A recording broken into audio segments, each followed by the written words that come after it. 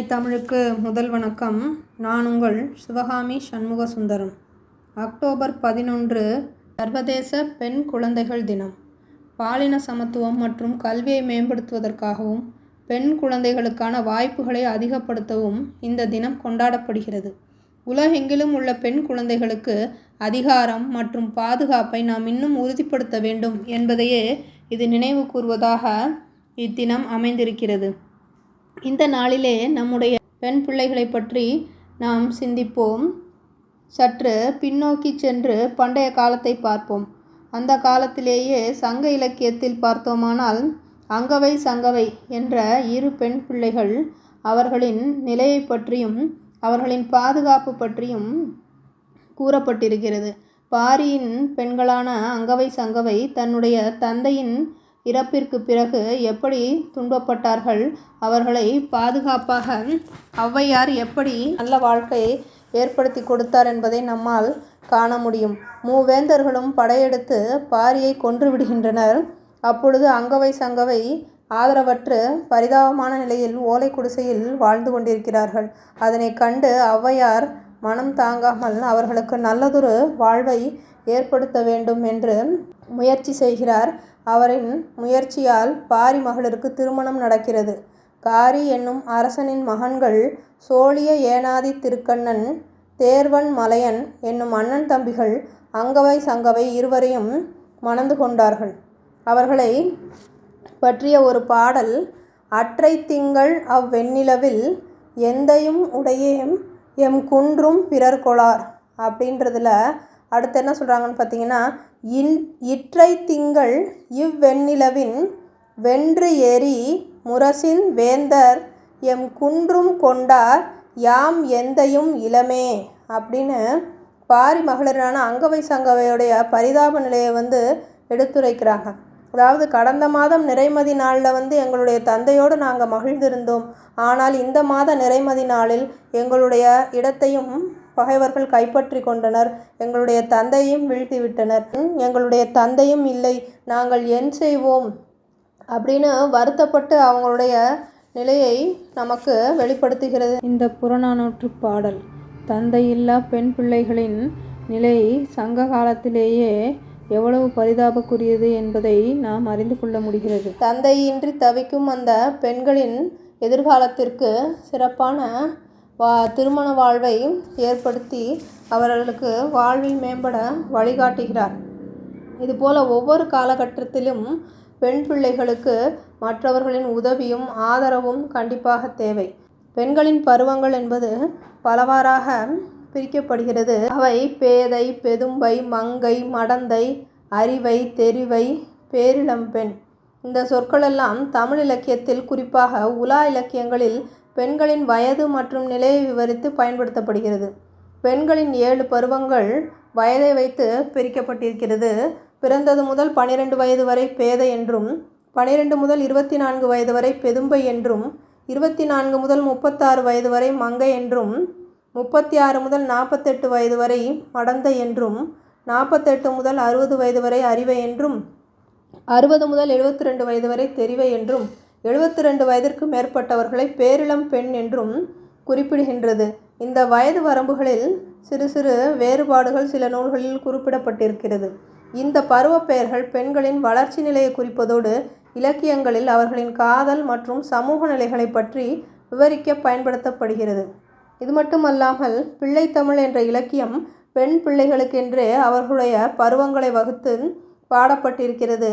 பெண் பிள்ளைத்தமிழில் கூறப்படும் பருவங்கள் காப்பு, செங்கீரை, தாள், சப்பாணி, முத்தம், வருகை, அம்புலி, அம்மானை, நீராடல், ஊசல் என்று குறிப்பிடப்படுகிறது. இப்படி பெண் பிள்ளைகளின் முக்கியத்துவத்தை, அவர்களின் சிறப்புகளை அவர்கள் பிறந்ததிலிருந்தே நாம் போற்றி பாதுகாத்து அதை கொண்டாடி கொண்டிருக்கின்றோம். இது சங்ககாலம் தொட்டே நம்முடைய தமிழ் பண்பாட்டின் ஒரு முறையாகவே இருந்து வருகிறது. பெண் குழந்தைகள் மட்டுமல்லாமல் பெண் புலவர்களும் நம்முடைய சங்க இலக்கியத்தில் பரவலாக போற்றப்பட்டிருக்கிறார்கள். பெண்பார் புலவர்கள் என்பவர்கள் தமிழ் இலக்கியத்தில் குறிப்பாக சங்க இலக்கியத்தில் பாடல்களை பாடியவர்கள். அவர்கள் ஔவையார், அஞ்சில் அஞ்சியார், அல்லூர் நல்முல்லையார், காக்கைப்பாடினியார், நச்செல்லையார், ஒக்கூர் மாசாத்தியார் போன்றவர்கள் பிரபலமான பெண்பாற் புலவர்களாக இருக்கிறார்கள். இவர்கள் அகநானூறு, புறநானூறு, குறுந்தொகை போன்ற சங்க இலக்கிய நூல்களில் தங்களது பாடல்களை படைத்துள்ளனர். சங்க இலக்கியத்தில் பெண்பாற் புலவர்கள் வீரம், காதல், பாசம், தாய்மை, இயற்கை மற்றும் ஆன்மீகம் போன்ற பல்வேறு கருத்துக்களை பாடல்களாக படைத்துள்ளனர். ஆண் புலவர்களுக்கு நிகராக பெண்களும் கவிதை உலகில் சிறந்து விளங்கினர் என்பது அவர்களின் திறனுக்கு சான்றாகும். இவர்களது பாடல்கள் அகநானூறு, புறநானூறு, குறுந்தொகை, நற்றிணை போன்ற சங்க இலக்கிய தொகுப்புகளில் இடம்பெற்றுள்ளது. இன்றைய காலகட்டத்தில் வரும் குழந்தை பாடல்கள் கூட பெண் பிள்ளைகளை மையப்படுத்தியே எழுதப்படுகிறது. கைவீசம்மா கைவீசு, கடைக்கு போலாம் கைவீசு போன்ற பாடல்கள், ஓடி விளையாடு பாப்பா என்ற பாடல், அது மட்டுமல்லாமல் பாப்பா பாப்பா என்றுதான் நிறைய சிறுவர் பாடல்கள்லாம் வருகிறது. அதிலெல்லாம் பெண் குழந்தைகளை மையமாக வைத்து எழுதப்படுகிறது. இப்படி எல்லா இலக்கியங்களும் சரி, எல்லா துறைகளும் சரி, பெண் பிள்ளைகளுக்கு முக்கியத்துவம் கொடுத்து அவர்களை பாராட்டி அவர்களின் வளர்ச்சியிலும் அவர்களின் மேம்பாட்டிலும் அக்கறை செலுத்துகிறது. திருக்குறளிலும் பெண் பிள்ளைகளுக்கு முக்கியத்துவம் கொடுத்து பெண்களை பற்றிய குறள்கள், அது குழந்தைகளின் கல்வியை பற்றி பார்க்கும் பொழுது ஆண் பெண் என்ற வேறுபாடின்றி குழந்தைகள் இருவரும் கல்வி அறிவுடனும் ஒழுக்கத்துடனும் இருக்க வேண்டும் என பெற்றோரின் கடமையாக வலியுறுத்தப்படுகிறது. பெண்ணின் பெருந்தக்க யாவுள அப்படின்ற வரிகளில் ஒருவனது வாழ்க்கையில் அவனது மனைவி கற்புடையவளாகவும், அதாவது மன உறுதி படைத்தவளாகவும் இருந்தால் அவளை விட வேறு உயர்ந்த செல்வம் உலகில் உண்டா அப்படின்னு கேட்குறாரு.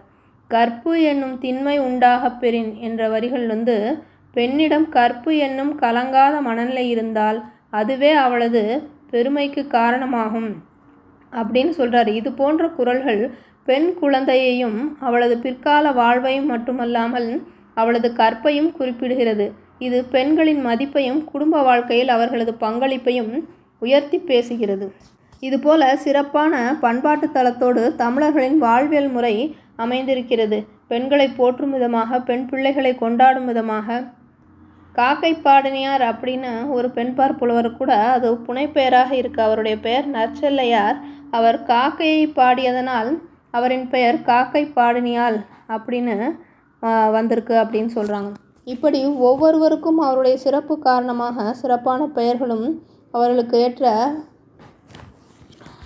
பதவிகளும் கொடுத்து அவர்கள் சிறப்பிக்கப்பட்டார்கள். ஆண்களுக்கு நிகராக என்பதை விட ஆண்களை காட்டிலும் மேலானவர்களாகவே விளங்கியிருக்கிறார்கள் சங்ககால பெண்கள். இன்றும் பெண்களெல்லாம் பல துறைகளில் தொடர்ந்து சாதித்து கொண்டு வருகிறார்கள். பண்டைய காலத்தில் பெண்கள் எல்லா துறைகளிலுமே தங்களுடைய பங்களிப்பை தந்திருக்கிறார்கள். விவசாயம், கைவினைப் பொருட்கள், மட்பாண்டம் செய்தல் மற்றும் நூல் நூற்றல் போன்ற பல தொழில்களில் ஈடுபட்டிருக்காங்க.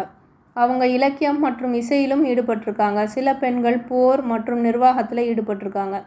பெண்கள் விவசாய வேலைகளில் முக்கியமாக பங்கு வகித்தாங்க. குறிப்பாக நிலத்தை பயன்படுத்துறதுலையும் பயிர்களை பராமரிக்கிறதுலையும் ஈடுபட்டாங்க. கைவினைப் பொருட்கள் தயாரிக்கிறதுலையும் ஒரு பொதுவான தொழிலாக இருந்தது. அதில் மட்பாண்டங்கள், தோல் பொருட்கள், கண்ணாடி பொருட்கள், காகித பொருட்கள் போன்ற பொருட்கள் எல்லாம் பெண்கள் செஞ்சாங்க. பெண்கள் இசை, நடனம், இலக்கியம் மற்றும் பிற கலை வடிவங்கள்லையும் ஈடுபட்டாங்க. பெண்கள் வர்த்தகத்திலையும் ஈடுபட்டாங்க. வணிகர்களாகவும் வணிகத்தில் பங்குதாரர்களாகவும் கூட செயல்பட்டாங்க. சில பெண்கள் நிர்வாகத்திலும் ஈடுபட்டனர். ராணிகள் மன்னர்களுடன் சேர்ந்து அரசாங்கத்தை நிர்வகிக்கவும் உதவினார்கள். சில பெண்கள் போர்க்கலையில் ஈடுபட்டனர். குதிரை சவாரி, வில்வித்தை போன்ற பயிற்சிகளும் மேற்கொண்டனர். சில பெண்கள் மருத்துவம் மற்றும் சுகாதார சேவைகளில் ஈடுபட்டாங்க. பெண்கள் கல்வி கற்கவும் கற்பிக்கவும் வாய்ப்புகள் நிறையா இருந்தது. பண்டைய நாகரிகத்தின் எச்சமாக வெளிப்பட்டு கொண்டிருக்கும் கீழடியும் ஆதிச்சநல்லூரும் நம் பண்டைய தமிழரின் பெருமையை எடுத்து கூறுகிறது. பெண்களின் பெயர்களை அதில் தங்க கட்டிகளில் எழுதப்பட்டிருப்பதை நம்மால் காண முடிகிறது. பானை ஓடுகளிலும் பெண்களின் பெயர்கள் பொறித்திருப்பது நமக்கு சான்றாக அமைகிறது.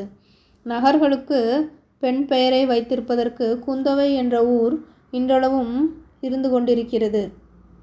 வைகை நதிக்கரையின் நாகரிகத்தின் கருத்தாக காணப்படும் பாண்டி மீனா என்ற பெண் ஒரு மன்னனை மணந்து அவருடன் வெளிநாட்டிற்கு சென்றார் என்ற தகவலும் நமக்கு வரலாறு கூறுகிறது.